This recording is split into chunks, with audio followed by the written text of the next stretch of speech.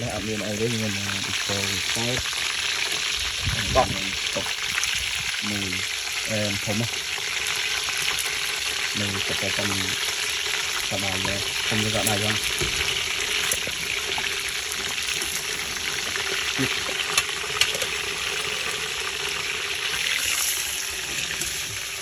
mình thầy một mày thì lấy hai một mày một cho mày một cho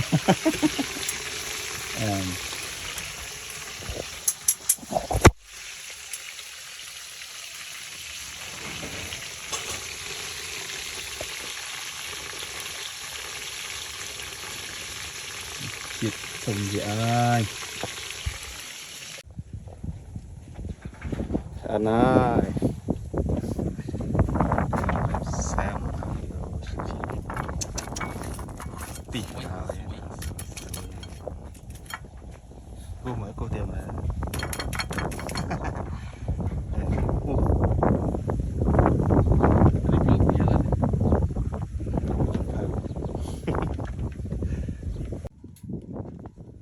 nghe vậy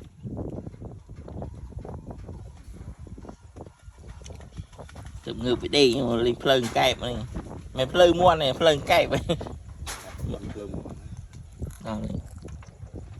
bộ khóa